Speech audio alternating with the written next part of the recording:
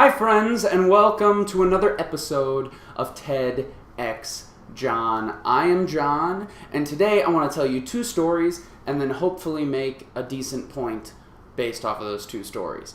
Story number one, when I was in high school, I was a part of this ensemble of a theater company called Green Room Productions. And if you're in suburban Illinois, you should check out the link below and go see one of their shows because they're pretty awesome. And when I was in the group, improv was their main thing that we did. Our monthly shows had to do with a lot of short form improv, like Whose Line Is It Anyway type stuff. But every now and then, usually around the holidays, what we would do is we would do a themed long form improv show. And one year around Halloween, just a couple months before I joined the group, we did a show called Did It Again. Did It Again, which was the sequel to Did It, was an hour-and-a-half long improvised murder mystery comedy. And the rehearsal process for this was unlike anything I'd ever experienced before.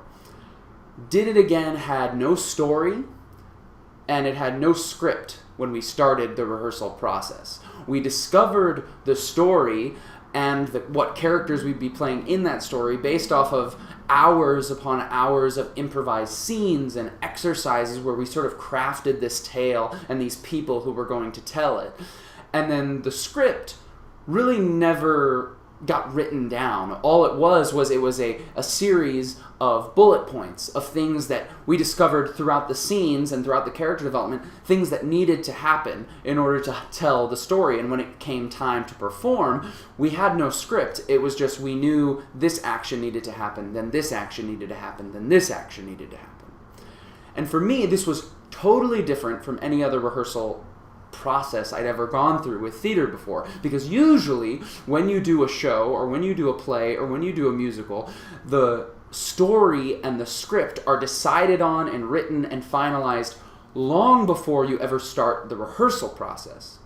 But with Did It Again, parts of the story and parts of the script didn't even come alive until we were well into the performance process. This was totally backwards for me.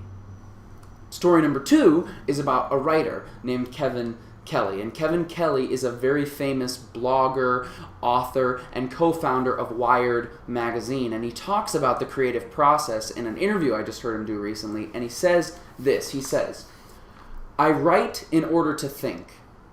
It's like I think I have an idea, but when I begin to write it, I realize I have no idea.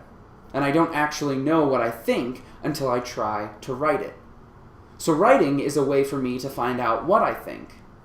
I don't have any ideas, but when I write, I get the ideas."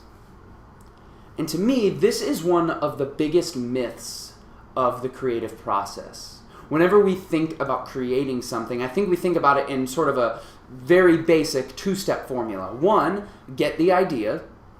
2, start working. But you see, the problem with this process is it sort of excuses us to not do any work until ideas come. It's like ideas are a prerequisite to doing the work. But then the question is, well, what if inspiration doesn't come?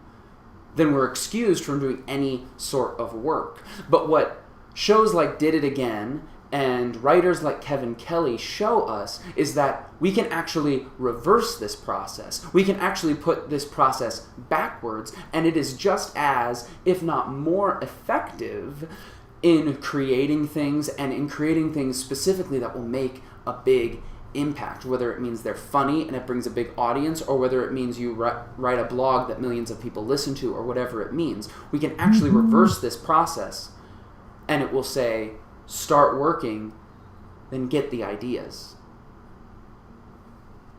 That's all I have for you today. Thank you so much for tuning in to TEDx Jon. Once again, subscribe to the channel below, leave a comment, like the video, check out my website, follow me on Twitter, whatever you want to do. Send me emails. I would love to hear from you. I'd love to talk with you. Thank you so much for watching. Have a great day. Keep being awesome.